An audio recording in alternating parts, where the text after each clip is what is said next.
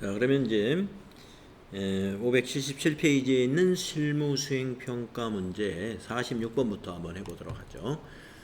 37번의 차감 소득금액은 얼마인가? 네, 나진수의 근로소득 원천징수 영수증 정산 명세 탭에 가셔가지고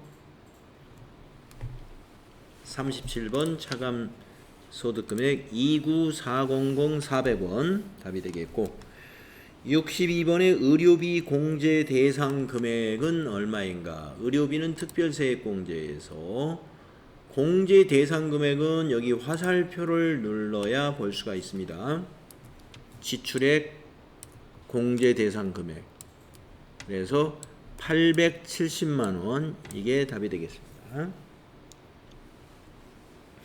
다음에 48번 63번 의료비 세액공제액은 얼마냐? 자, 확인 눌러서 나간 다음에 의료비 1305000을 복사해서 붙여놓으면 되겠고,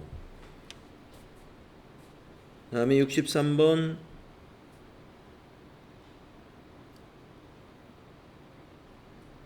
의료비 교육비 세액공제죠. 교육비 세액공제는 60만원이죠. 그 다음에 49번 64번 기부금 세액공제. 자, 기부금 세액공제의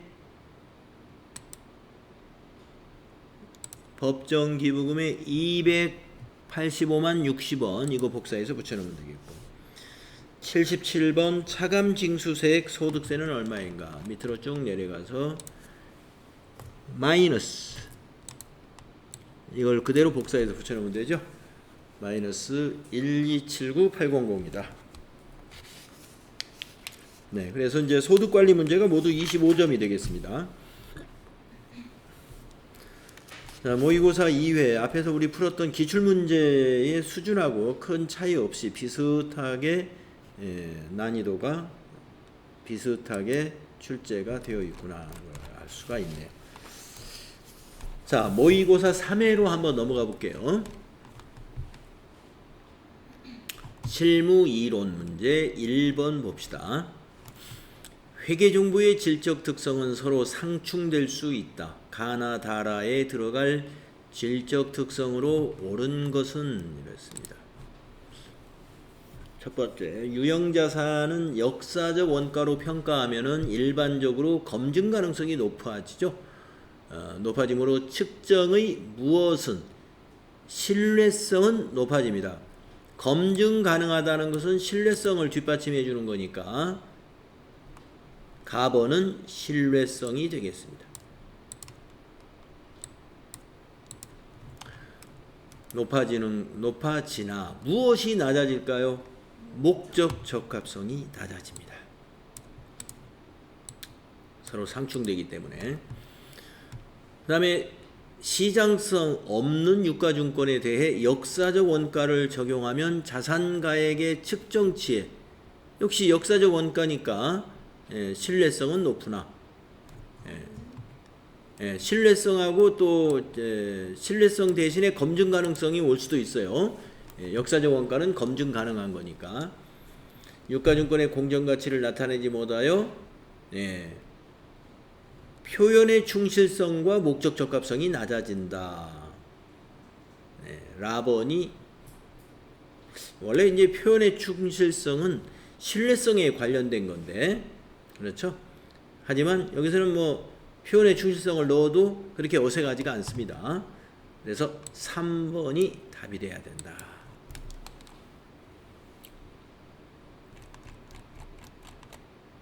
다음은 2번 보겠게요. 다음은 주식회사 한공의 손익계산서의 주요 항목이다. 이 자료를 가지고 매출 원가를 계산하면 이랬습니다. 매출 원가를 계산하라. 매출액, 영업의 비용, 법인세, 영업의 수익, 판매비와 관리비. 요거는 좀 이렇게 시험지 그런 시험 보실 때 이제 메모지를 꺼내놓고 시험 보잖아요. 좀 메모지를 이용해야 될 것 같습니다. 손익계산서의 매출액이 어느 위치에 오는 거냐면 매출액이 여기 나오고 그 밑에 매출 원가가 와야 돼요. 지금 이거를 지금 우리가 얼마인지 모르는 이걸 구하라는 거예요. 매출 원가를. 그래서 이걸 뺀 것이 영업이익이 나와야 되는데 영업이익을 우리가 좀 이따 구하면 되겠고 그 밑에 보니까 판매 관리비가 나와 있어요. 판매 관리비가 영업이익 밑에 오는 건데 이게 450만 원이에요. 거꾸로 만들어 나가야 되겠어요. 이 손익계산서를. 그래서 영업이익에다가 판매 관리비를 빼면은 그게 나오는 게 있죠. 그게 이제 법인세 차감 전 이익이단 말이에요. 이게 90만 원이라는 얘기예요. 법인세 차감 전 아니다.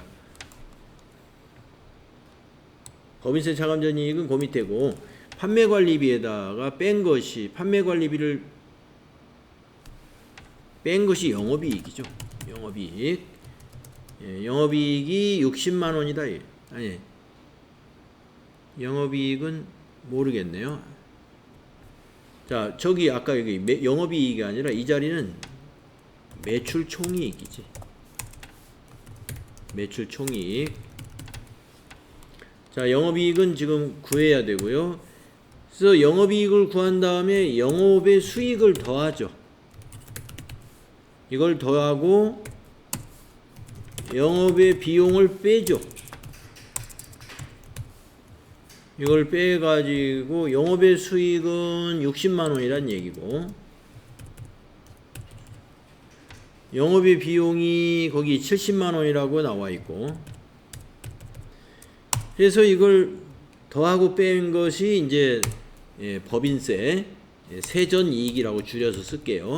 세전이익이다 이거. 법인세 차감 전이익 이게 90만 원이에요.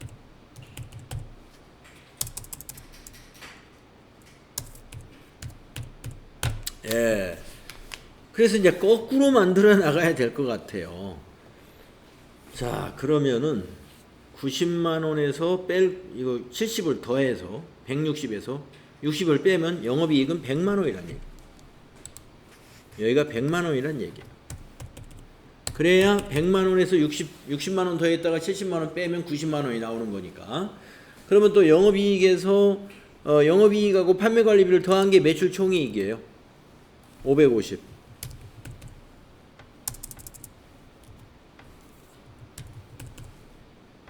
그래야 550에서 판매관리비 450을 뺀 게 영업이익이니까. 그러면 매출총이익이 550이면 매출 원가는 1000만 원이란 얘기죠. 이렇게 거꾸로 올라가면서 손익계산서를 만들어 봐야 매출 원가가 1000만 원인가를 계산할 수가 있겠네요. 시간이 좀 걸리는 문제였습니다.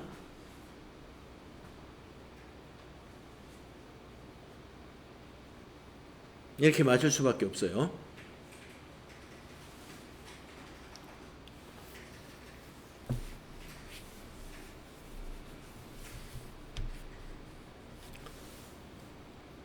자, 이렇게 하시면 되고, 그 다음에 세 번째 문제는 다음은 재무상태표의 자본 부분이다. 가액금액에 영향을 미치는 거래를 보기에서 고른 것은 이랬습니다. 자본 거래에 따른 비용은 없으며 그 밖에 자본 관련 거래와 내용은 고려하지 않는다 이랬습니다. 자, 자본의 구성이 쭉 나와 있네요. 자본금, 여기가 자본잉여금이죠. 가번에 들어갈 게 자본잉여금. 그 다음에 자본조정, 기타 포괄손익, 누계액, 이익잉여금까지 해서 자본총계가 이렇게 나오는 거고요.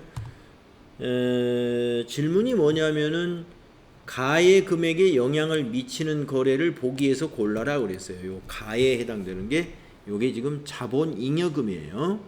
자, 기업부터 보겠습니다. 전기에 10,000원에 취득한 자기 주식을 20,000원에 처분했습니다. 그러면은 자기 주식 처분 이익이 발생해요. 자기 주식 처분 이익은 자본 잉여금에 해당됩니다. 그 다음에 니은 보통주 액면금액이 5,000원인데 이거를 15,000원에 발행합니다. 그러면 한 주당 10,000원을 더 높게 발행을 했죠. 이것은 주식 발행 초과금으로 기록하잖아요. 그 차액을. 그래서 주식 발행 초과금도 자본 잉여금이에요. 그 다음에 디귿은 배당금을 현금으로 지급했다.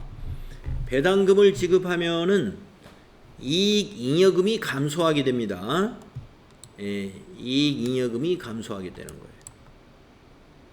배당금을 지급하는 것은 2월 이익 잉여금으로 지급을 하는 거니까. 따라서 기역과 니은만 자본 잉여금에 영향을 주는 거니까요. 예, 답은 2번이 된다 이겁니다. 기역과 니은.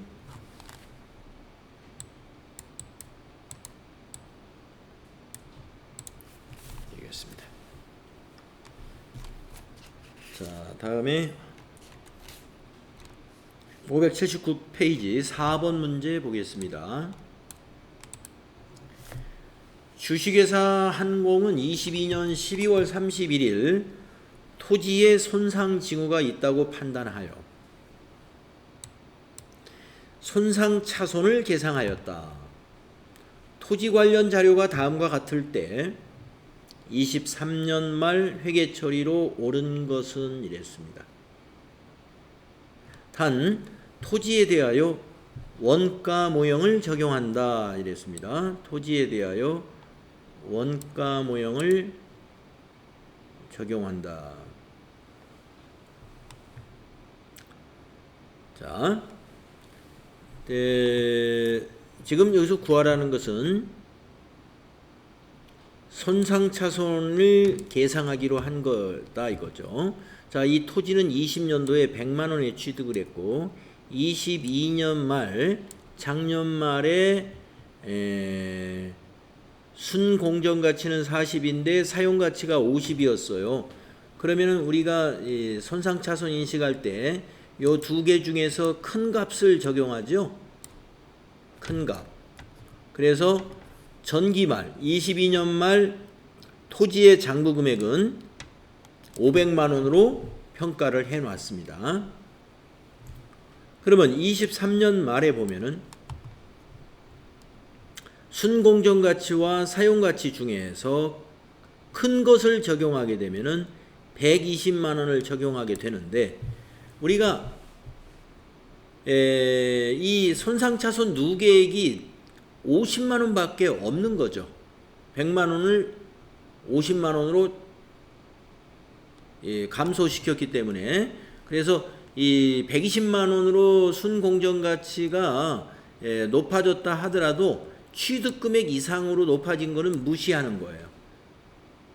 그래서 100만 원 여기 50만 원 이 50만 원만 환입을 시키면 된다 이거죠. 자, 따라서 23년도에는 손상차손 누계액 환입을 시키는 분계 50만 원짜리 분계를 찾으면 됩니다. 가번이에요. 차변의 손상차손 누계액, 대변의 손상차손 환입. 50만 원짜리 분계 1번이 답이 된다. 다음은 5번을 보겠습니다. 다음은 주식회사 한공의 23년 결산 조정 전 차입금 이자 비용과 임대료 수익에 대한 총계정 원장과 결산 조정 내용이다 이랬어요. 자, 총계정 원장 차입금의 이자 비용, 그러니까 이자 비용입니다. 이게 이자 비용. 자, 이자 비용이 이자가 30만 원씩 3번 나갔네요. 4월 1일 날은 보통예금에서 이체시켰고 7월 1일 날은 현금으로 지급했고 10월 1일 날은 보통 예금에서 이체했다 이런 얘기죠. 자, 임대료 이건 수익이죠. 영업의 수익. 1월 1일 날 선수 임대료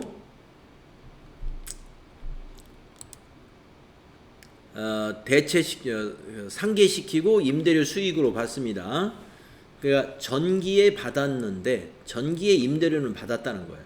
그런데 이건 단기분이니까 단기의 임대료 수익으로 수익을 발생시킨 거고, 그 다음에 6월 1일 날 임대료가 120만 원이 또 들어왔어요.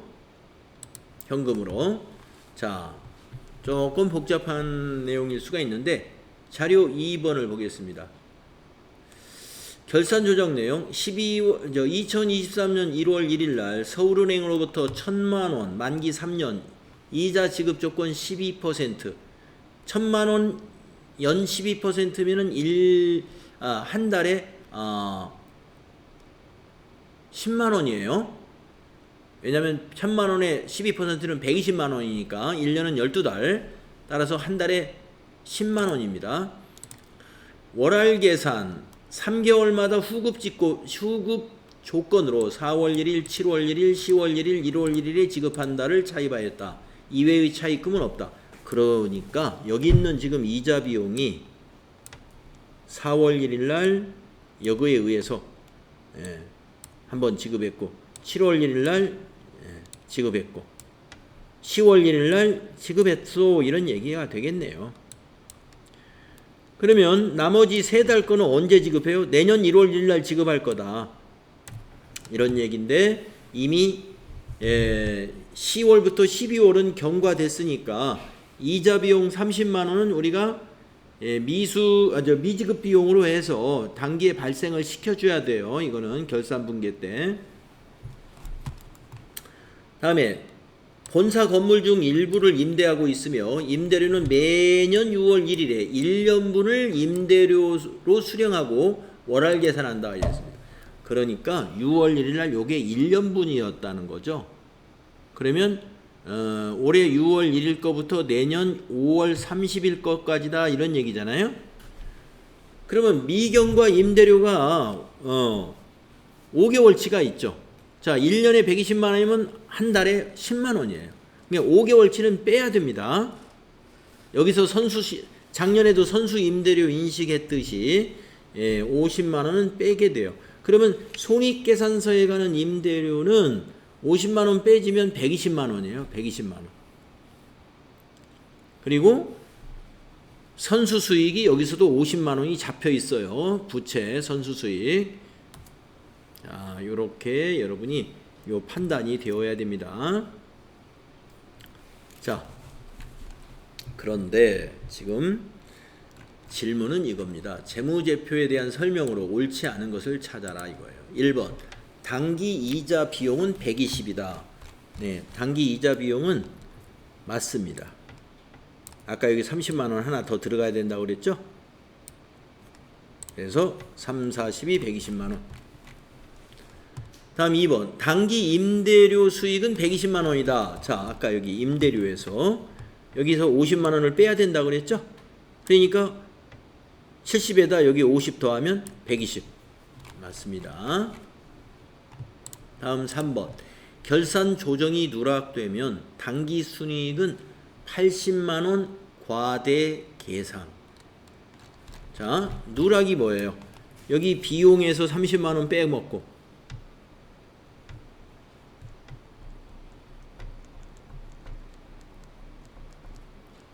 여기 수익에다가 50만 원을 과대하게 했다 이거죠. 결산을 안 하게 되면. 자, 비용 누락과 수익 과대가 되면은 이익이 과대해지는 거죠. 두 개 다. 그래서 80만 원이죠. 그러니까 단기 순이익 80만 원이 과대 계상된다. 이것도 옳은 설명이에요. 4번 결산 조정 후 재무상태표상 미지급 이자 비용은 30만 원이고 선수 임대료는 50만 원이다. 자, 미지급 이자 비용은 30만 원 맞아요. 그래서 여기다 30만 원 아까 인식해야 된다고. 자, 선수 임대료는 선수 수익인데 선수 수익은 70이 아니라 50만 원이죠. 아까 여기 6월 1일부터 내년 5월 30일까지. 5월 31일인가요? 5월 31일까지. 5개월치니까 50만 원이죠. 50만 원. 선수 임대료는 70만 원이 아니라 50만 원이다. 그래서 4번이 틀린 거예요. 네, 5번 약간 어렵습니다. 차분하게 따져봐야 답을 정확히 찾을 수 있을 것 같아요. 다음에 6번은 부가가치세 문제. 다음 부가가치세법상 면세되는 재화 또는 용역의 공급을 모두 고르면, 자, 예술 창작품 면세, 도서 대여도 면세, 저술가 작곡가 등이 제공하는 인적 용역도 면세, 신문사 광고는 과세죠. 우등고속도 과세입니다. 가나다가 되겠네요. 가나다. 1번 답이 되겠습니다.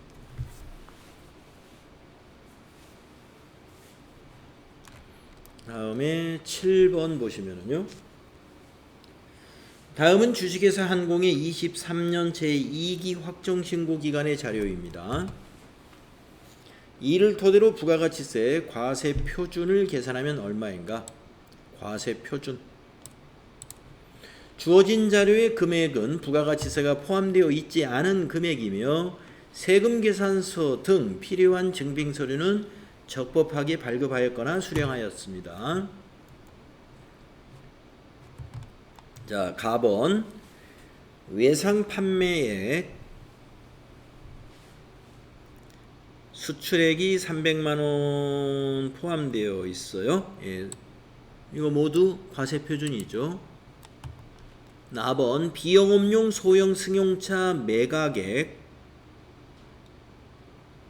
비영업용 소형 승용차를 매각한 거 전부 과세 표준이죠. 토지 매각은 면세입니다. 재화의 공급과 직접 관련되지 않는 국고보조금이다.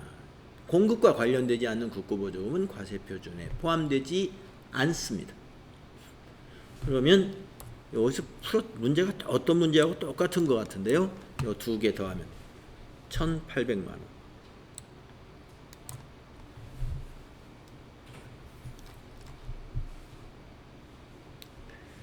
그 다음에 8번을 보면은요. 소득세법상 사업소득에 대한 설명으로 옳은 것은, 자, 옳은 것 찾아라 이 말이죠. 대표자 본인에 대한 급여는 필요 경비로 인정이 된다? 안 됩니다. 우리가 우리가 그 재무회계 회계 처리를 할 때는 대표자의 급여도 필요 경비로 처리할 수 있어요. 그렇지만 나중에 소득세, 사업소득세를 그 세무 조정할 때 대표자의 그 급여를 경비에서 차감시켜야 됩니다. 세무 조정할 때는 빼야 돼요. 인정이 안 된다. 틀렸고 2번 논과 밭을 작물 생산에 이용하게 함으로써 발생하는 소득은 비과세 사업소득이죠. 그래서 2번이 맞았네요. 답이 2번이 됩니다. 그러면 3번은 뭐가 틀렸나요? 상품 등의 위탁 판매는 위탁자가 수탁자에게 그 위탁품을 인도하는 날을 수입시기로 본다. 그렇지 않죠. 위탁 판매는 수탁자가 판매하는 날을 수입시기로 봐야 됩니다. 위탁하는 날이 수입시기가 아니라 수탁자가 판매를 해야 그게 수입시기로 인식할 수 있어요. 그 다음에 4번은 원천징수 대상 사업소득, 이건 분리과세되어 원천징수로서 납세 의무가 종결된다. 아닙니다. 우리가 사업소득에는 분리과세가 없어요. 원천징수 되었던 거 모두 합산해 가지고 소득세 확정신고 때 같이 신고합니다. 그래서 분리과세가 아니다 이거예요. 원천징수한 사업소득도 분리과세가 되지 않습니다. 종합과세 한다. 2번만 맞는 거다. 다음 페이지. 다음 자료를 토대로 주식회사 한공에 근무하는 김한공 씨의 23년도 총 급여액을 계산하면 얼마냐 이랬습니다. 총 급여액을 계산하라 하는 건데, 기본급 총 급여액이 포함돼야죠. 수당 포함된 것까지. 직책수당도 총 급여입니다. 자, 식대보조금이 300만 원이 있는데요. 월 25만 원이고 별도의 식사를 제공받았음. 모두 그러면 과세니까 총 급여에 포함이 돼요. 비과세는 이제 총 급여로 보지 않는 거죠. 비과세와 분리과세를 빼는 것이죠. 자, 그래서 식대보조금은 전부 과세입니다. 다음, 자가운전 보조금이 240인데 월 20만 원씩이고 실제 여비를 받지 않았어요. 자가운전 보조금만 받았다는 거죠. 네, 그러면 이건 비과세. 월 20만 원까지 전부죠. 그러니까 240. 그러면 총 급여액은 위에 3개를 더하면 됩니다. 이걸 더해줘야 돼. 660에다가 3060만 원이 되겠네요. 3번.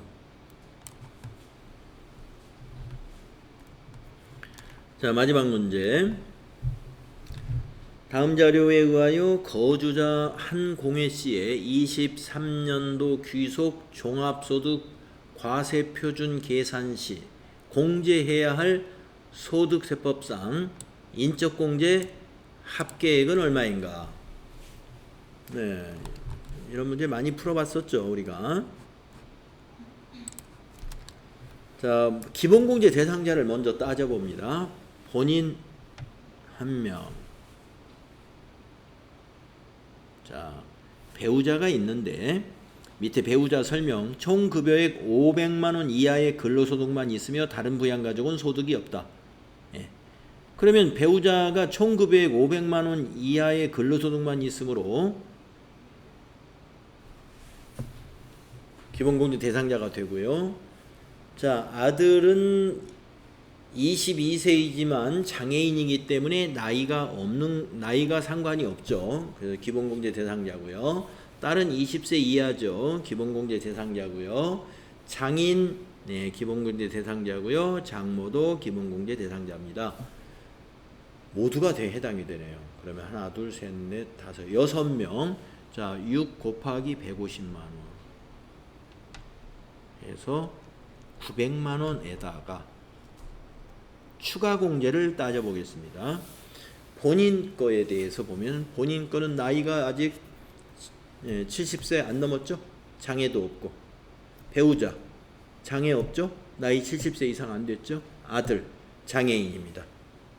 이제 그러면 아들은 200만 원 추가. 딸 해당 없죠? 장인이 70세 이상입니다. 100만 원이죠? 경로우대 100만 원. 장모 69세니까 해당 없죠? 그래서 1200만 원이 되겠네요. 기본공제 900에다가 추가공제 300. 답은 4번이다. 네, 그래서 이런 수준으로 우리가 TAT 2급의 이론 문제는 지금 현재 10문제가 이런 정도의 수준으로 출제가 되기 때문에 잘 준비하셔가지고 7개 이상 맞출 수 있도록 실력을 쌓아야 되겠습니다.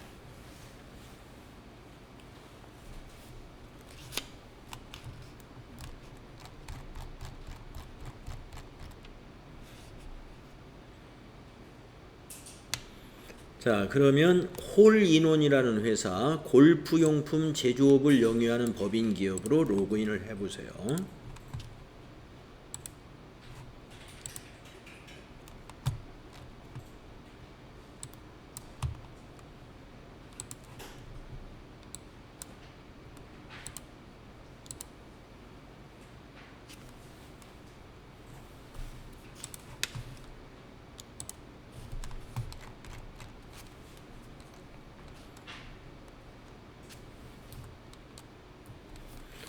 에, 3만원 초과 거래 자료에 대한 영수증 수취명세서 작성 문제가 나왔고요.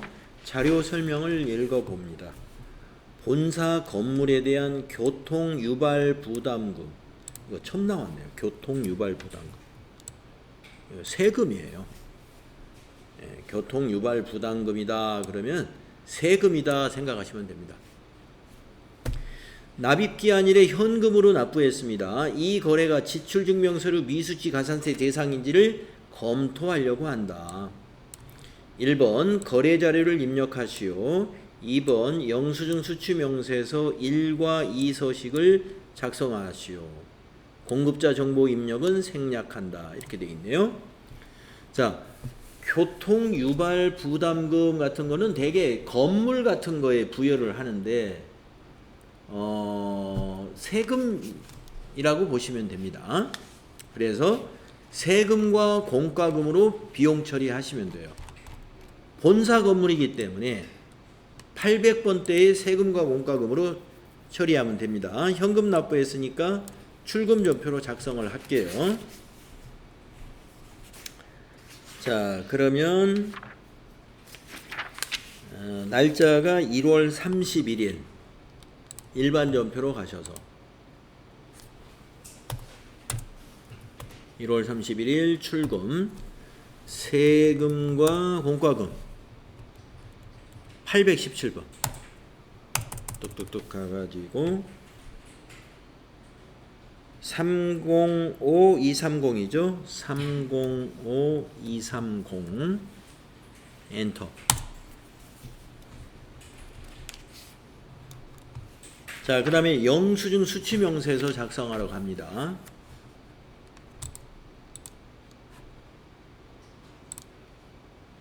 두 번째 줄에다가 2023년 0131 상호는 춘천시청. 자, 아까 설명해 보니까 뭐 성명, 사업장 이런 거 모르니까 그냥 생략하라고 그랬어요. 사업자 번호도 모르니까 거기 안 나와 있어요, 영수증에. 예, 그래서 생략해도 됩니다. 자, 거래 금액은 305230. 자, 구분에 이게 해당이 됩니다. 이게 뭐냐면은 춘천시청이면 국가와 지방자치단체에 해당되는 게 여기 19번이에요. 국가 등과의 거래. 그래서 구분해서 19번을 입력해 줘야 돼요. 계정 코드는 아까 817번이었던가요? 네, 817번. 네, 저교에는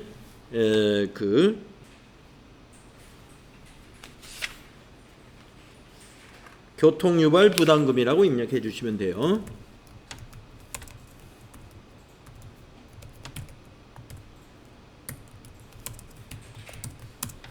네, 그러고 이제 영수증 수취명세서 1번 탭에 간 다음에 명세서 이 불러오기를 무조건 눌러주는 게 좋고요. 닫으면서 이 탭을 닫으면서 저장하기까지 얘까지 눌러놔 주면 됩니다. 나중에 답안 작성할 때 불러내서 답안을 작성하면 돼요.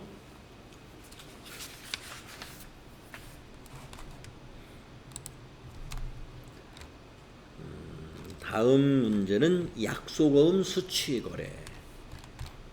자료 설명. 2월 15일 태광산업의 제품 외상대금 전액을 회수하기로 하고 일부는 약소거음으로 수취하고 잔액은 태광산업이 발행한 당좌수표로 받았다. 거래 자료를 입력하시오. 자금 관련 정보를 입력하여 받으러움 현황에 반영하시오. 자, 그러면은 이거는 지금 전표를 입력하기 전에 2월 15일 현재의 태광산업의 외상매출금이 외상매출금이 얼마가 있었는지를 먼저 봐야 되겠네요. 그래야 1200을 받으러움으로 받았고 나머지는 수표로 받았다고 그랬으니까 수표라는 것은 현금이거든요. 그 당좌수표 받은 게 얼마인가를 알 수가 있죠. 자, 그러면 거래처 원장에 가서 앞에 날짜는 엔터로 지나가고 뒤에 날짜에다가 2월 15일 계정 과목 108번 엔터 친 다음에 여기서 태광산업을 찾아야 되겠네요. 찾았죠. 외상매출금 잔액이 1,500만 원이다 하는 것을 확인해야 됩니다. 그러면 현금은 300만 원이죠. 어음으로 받은 게 1200이니까 당좌수표로 받았다는 건 계정 과목은 현금이에요. 자, 그러면 일반전표 입력에 가서 날짜는 2월 15일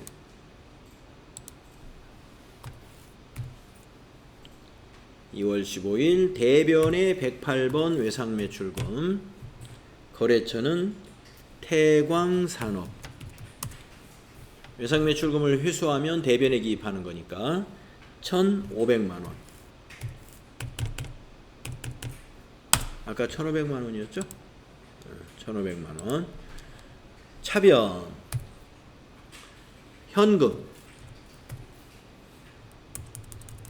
현금이 당좌수표로 받은 게 현금이에요. 300만 원. 또 차변 어음 받았어요. 110번 거래처 이건 넣어야 돼요. 태광산업 1,200만 원.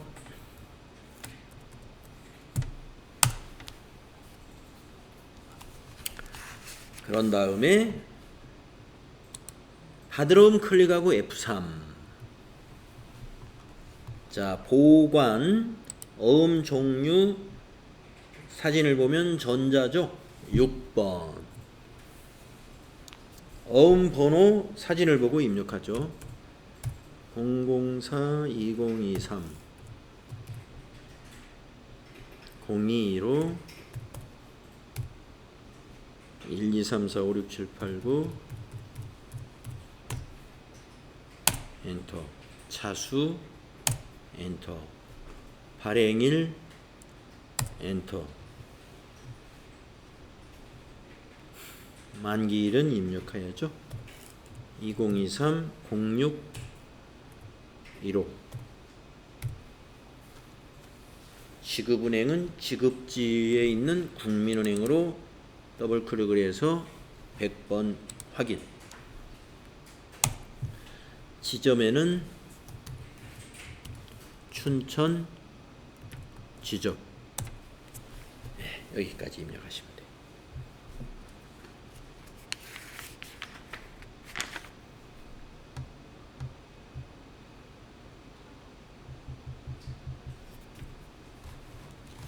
네.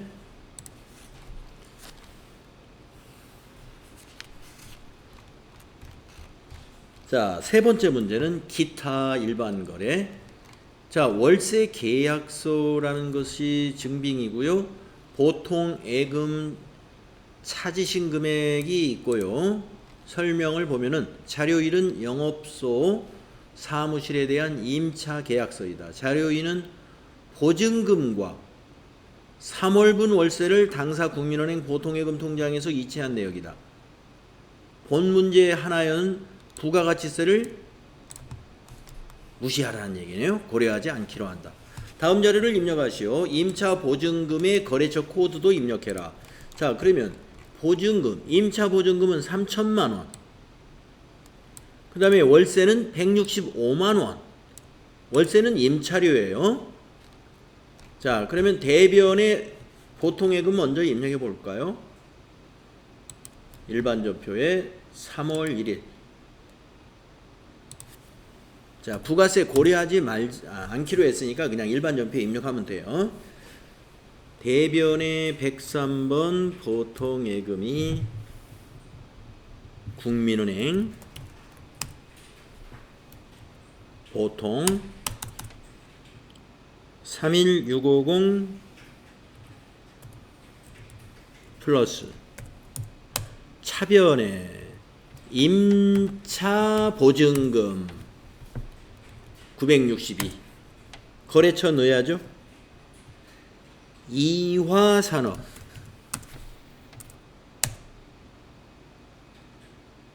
이화산업 3천만 원. 또 차변에 임차료. 예, 월세는 임차료예요. 그런데 영업소 임차료니까 500번대가 아니고 800번대. 자, 비용이니까 거래처 안 넣어도 됩니다. 예, 차변에 와서 1650000 엔터 이렇게 하십니다.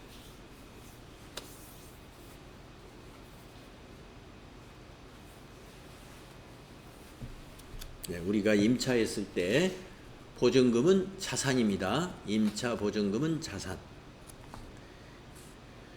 이화산업은 이거 3천만 원을 대변의 임대 보증금이라고 부채로 인식하게 되고 우리는 임차인이니까 차변의 임차 보증금이라는 비유동 자산으로 인식한다. 네. 자, 접어놓으시고 다음 시간에는 부가가치세 관리 문제부터 같이 풀어볼게요.